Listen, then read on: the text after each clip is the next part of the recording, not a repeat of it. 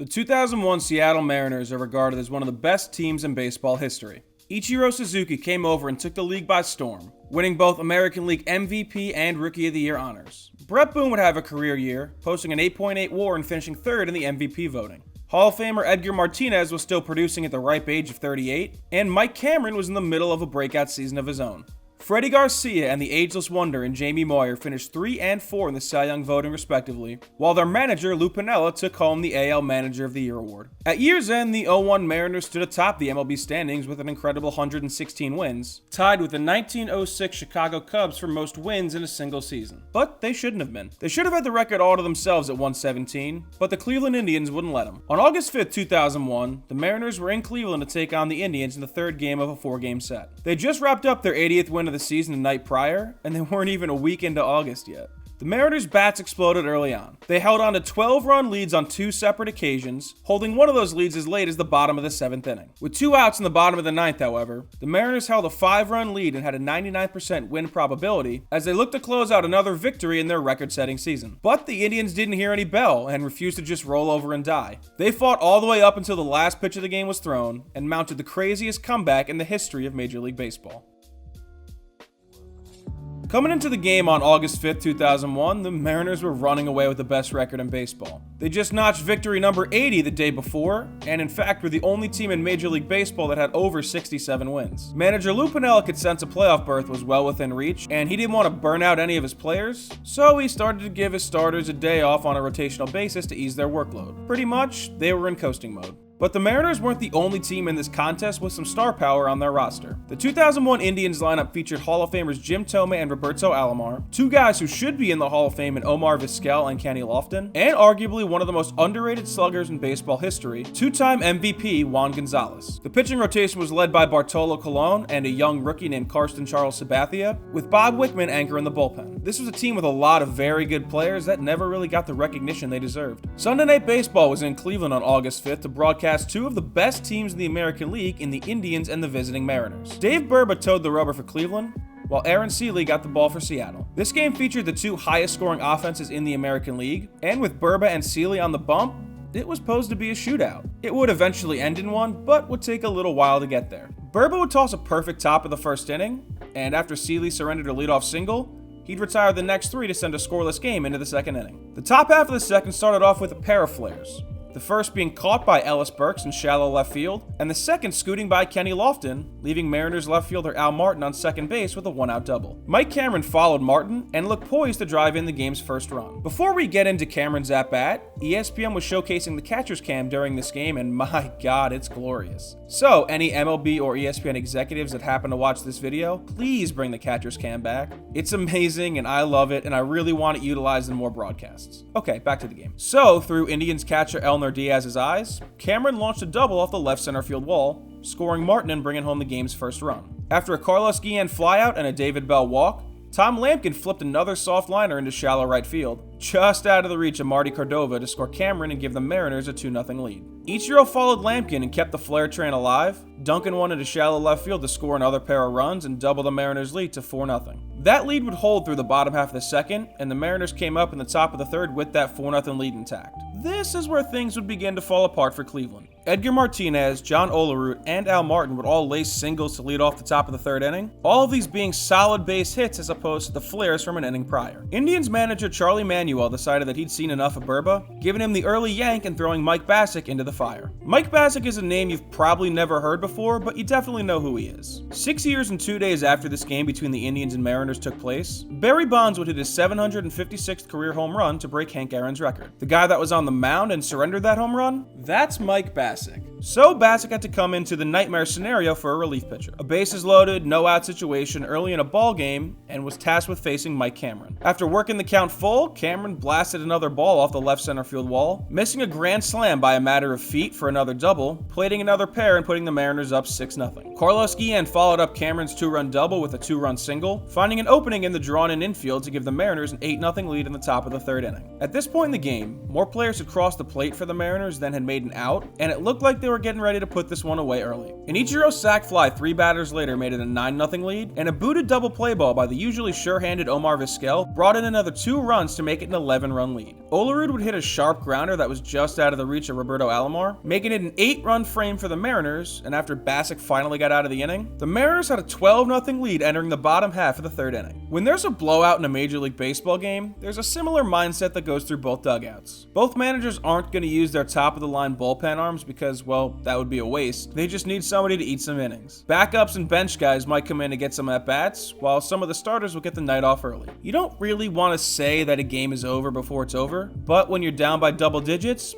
it normally is. The game would remain 12-0 until the bottom of the fourth inning, when Jim Thome hit a 2-run home run about 8 rows deep into right center field, putting the Indians on the board and cutting their deficit to only 10. Momentum is huge in blowout games like this, and being able to build up some momentum or stop it in its tracks is key in the half inning following the said potential momentum swing. Thome's homer had given the Indians a little bit of life, but the top of the fifth inning would really be crucial in determining if that momentum would continue or if the Mariners would squash it. With 1 out and 2 runners on in the top half of the fifth, Lou Piniella began the substitution train, replacing John Olerud with Ed Sprague, and he kept the hitting parade alive. Sprague laced a one-hopper off the left field wall to bring home another run, and Al Martin grounded out on the next pitch, forcing in the 14th run of the game for the Mariners. So, just like that, it looked like momentum was back in the hands of the Mariners as they regained their 12-run lead shortly after surrendering it, and it looked like the Indians' potential momentum was long gone. As the game began to progress, more and more star players from each team hit the showers early. Roberto Alomar, Ichiro Suzuki, Juan Gonzalez,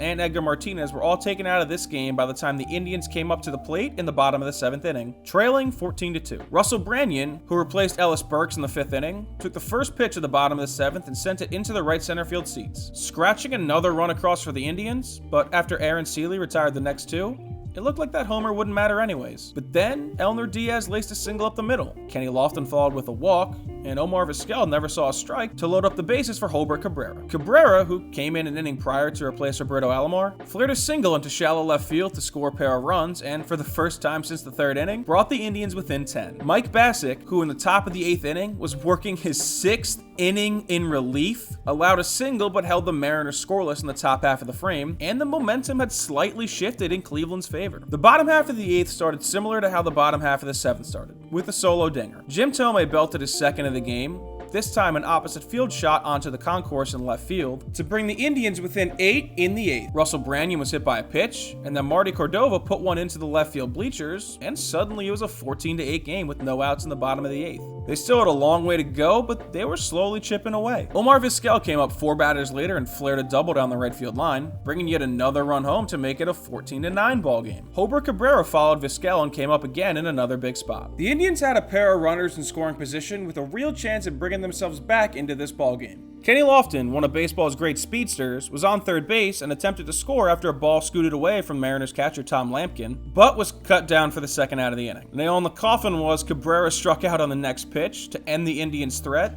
and in most fans' minds, a shot at winning this game. Rich Rodriguez took over for Bassick and worked a perfect top of the 9th, giving the Indians a glimmer of hope, but they still needed to score 5 to force extras and 6 to take home a W. Eddie Taubensee led off with the single, but 2 quick outs left the Indians with no room to spare and in desperate need of a miracle to come back and win this game. Marty Cordova doubled, and on a full count, Will Cordero drew a walk to load the bases for Elner Diaz. Diaz had singled in his previous 2 at-bats, and after working yet another full count, smoked a single into left field to score 2 and bring the tying run in Lofton to the plate. After Diaz's hit, Mariners manager Lou Piniella brought in his closer Kazuhiro Sasaki. Sasaki was the reigning AL Rookie of the Year and fresh off his first All-Star appearance, and was regarded as one of the best closers in the game. Lofton poked a single through the open left side of the infield, and represented the tying run on first base, putting all the pressure on Omar Vizquel. Sasaki dropped his famous splitter, nicknamed the Fang, on Vizquel with the first pitch of this at-bat, putting him ahead 0-1. He doubled up on the splitter but missed low to even up the count at 1. A third straight splitter had Vizquel looking lost at the plate and putting the Mariners a single strike away from victory and avoiding disaster. A 4th straight splitter was taken low to even up the count at 2, and the first fastball of the at-bat missed a bit inside to bring the count full on Vizquel, sending the runners in motion with a very speedy Kenny Lofton at first base, representing sending the tying run. Vizquel fought off a splitter to reset and keep the count full. Sasaki tried to sneak a heater by Vizquel, but he fought it off again, bringing everyone back one more time. Bottom of the ninth, 2 outs, full count, down by 3. The Indians were on the cusp of mounting the greatest comeback in the history of Major League Baseball. When Sasaki tried to sneak a fastball inside, Omar Vizquel turned on it to bring home all 3 runs, bringing the Indians back from the dead and tying this game up at 14. Down the line! It's headed into the corner! 1 run is in! And it goes through! They have tied the game!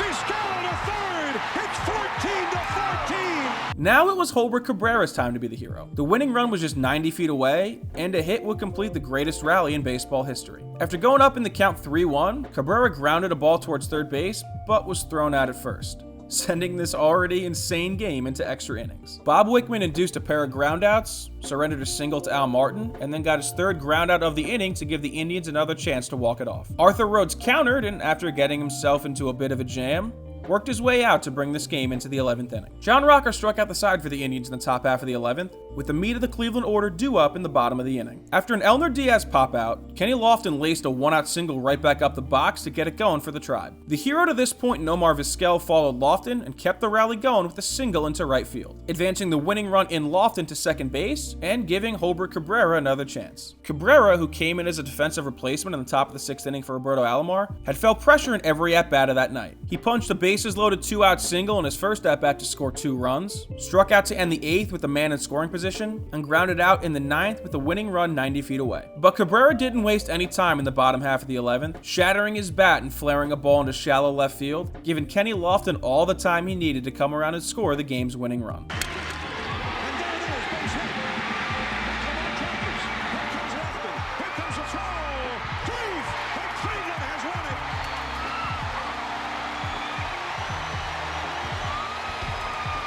The Indians' 12-run comeback is tied for the largest comeback in Major League Baseball history, joining the Detroit Tigers on June 18, 1911, and the Philadelphia Athletics on June 15, 1925. Funny part about the Philly A's comeback is that it was against the Cleveland Indians. Live by the 12-run comeback, die by the 12-run comeback, I guess. With 2 outs in the bottom of the 7th inning and down 14-3, the Indians had a 0.03% win expectancy, which is the 5th lowest win expectancy of all time for a team that eventually came back and won the ballgame. But it'd be the Mariners who'd get the eventual last laugh against the Indians. The two would meet up in the 2001 ALDS, and after falling behind 2-1, the Mariners would come back and win games 4 and 5 to eliminate the Indians and advance to the AL Championship Series. Baseball is unique in the fact that there's no clock. Games don't end when a timer hits 0, it ends after the final out is recorded, something that time cannot define. Yogi Berra said it best, "It ain't over till it's over," and that couldn't have been more true on August 5th, 2001 in Cleveland, Ohio.